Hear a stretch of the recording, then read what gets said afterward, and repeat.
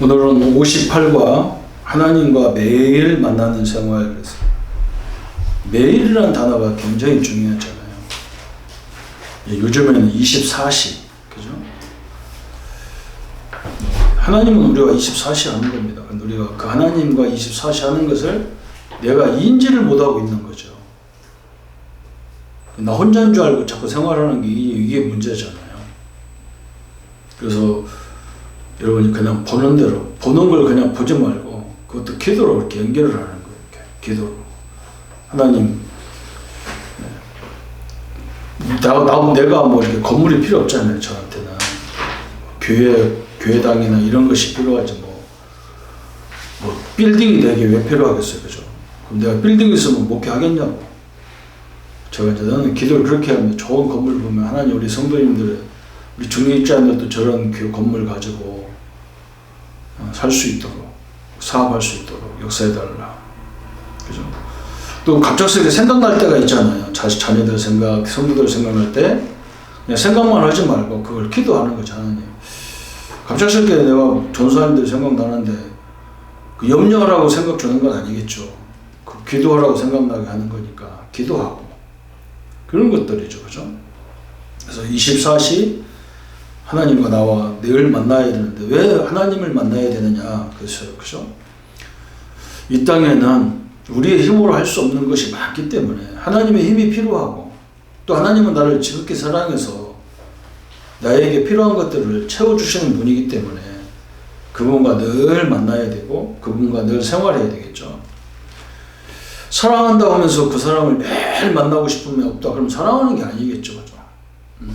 부모는 자식을 사랑해서 또 몸은 떨어져 있어도 늘 마음은 그들이 어떻게 먹고 사나, 어떻게 생활하나 이런 걸 생각하게 돼 있죠.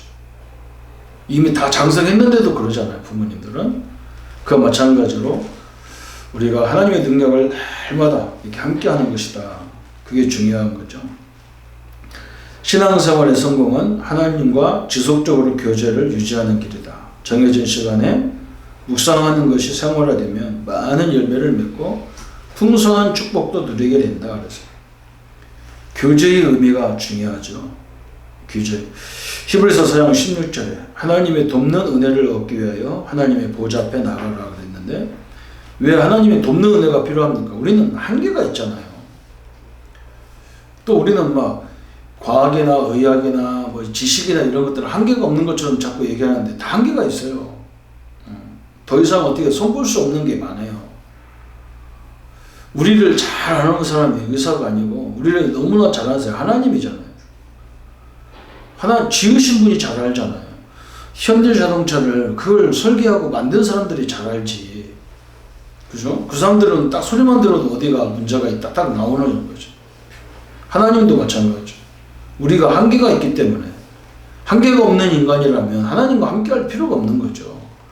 영적인 면이나 또 우리가 세상에 사는 삶 자체부터도 한계가 있는 거죠. 아니 내가 앞만 보지 뒷도 안 보이잖아요. 그런 인간은 한계가 있어요. 그래서 이사야 40장 31절에도 이사야가 말하기를 여호와를 앙망한 자는 새 힘을 주는, 어느 정도 주느냐, 독수리가 날개치며 올라간다고 한다 하면서. 근데 독수리가 막 짐승을 딱 잡아가지고 토끼나 이런 것들을 딱 잡아가지고 쫙 다시 올라갈 때 그 힘을 준다는 거예요. 그런 힘이라는 거예요. 뭔가 제트기가 막 저 창공을 위해서 날아가는 것처럼 막 그런 힘을 주겠다는 거죠. 좀 엄청난 거죠. 시편 16편 8절부터 9절까지 여호와를 항상 내 앞에 모시겠다. 다윗이 성공했던 방법이 바로 이거예요. 늘 다윗을 해하려는 조건들이 있죠. 그죠? 지도자는 늘 그런 게 있어요. 그래서 하나님의 힘이 내게 필요하다는 걸 알았죠.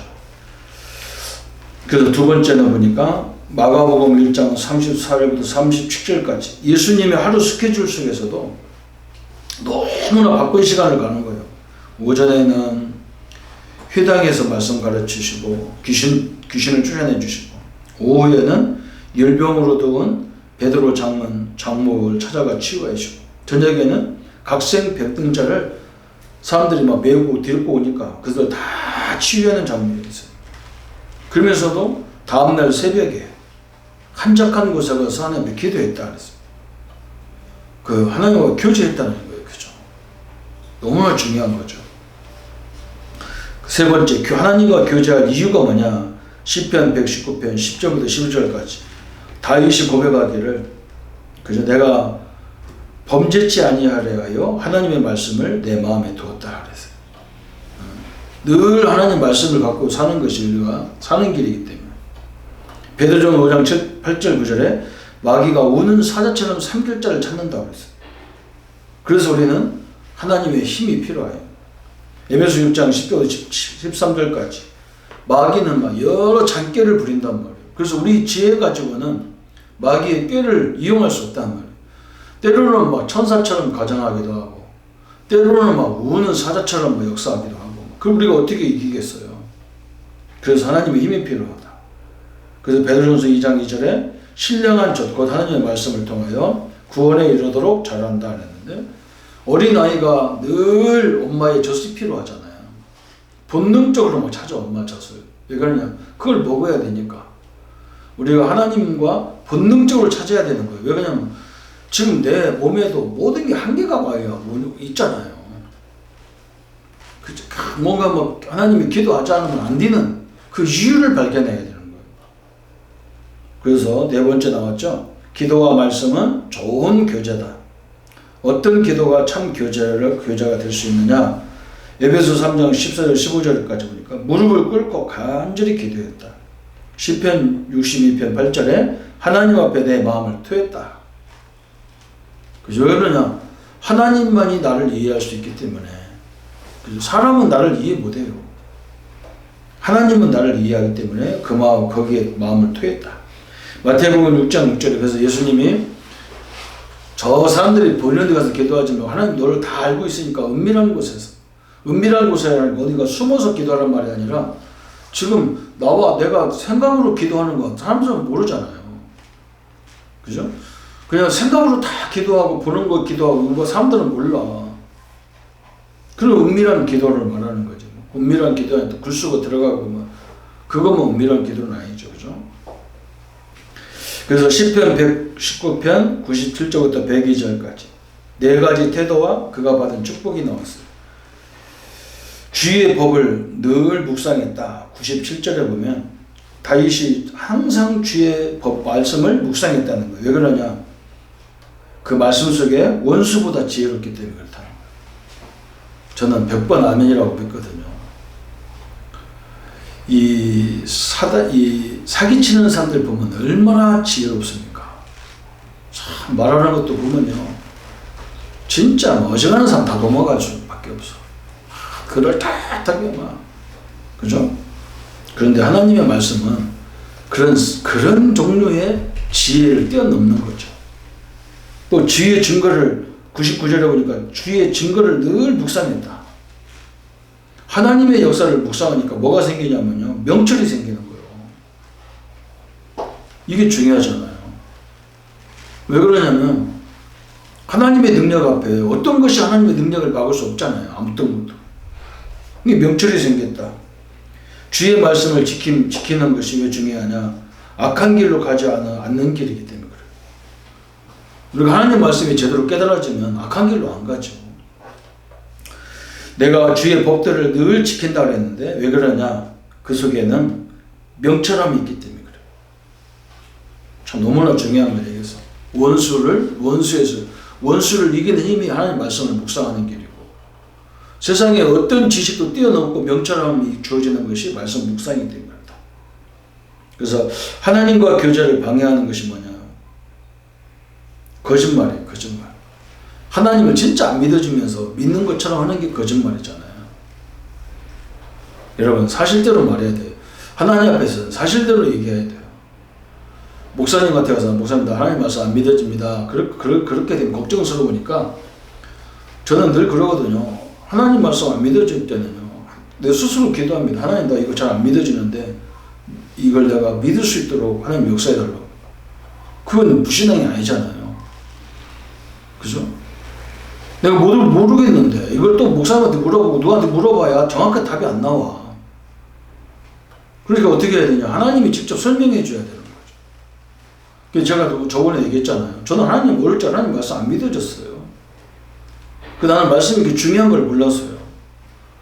그래서 제가 응답 중에 응답이 뭐라고 하냐? 말씀 믿어지는 게 응답이라는 말을 자꾸 하는 이유가, 그냥 오늘 남들이 막 성경을 외웠었는데 나는 그냥 저걸 왜 외우지? 성경이 틀린 것도 아닌데.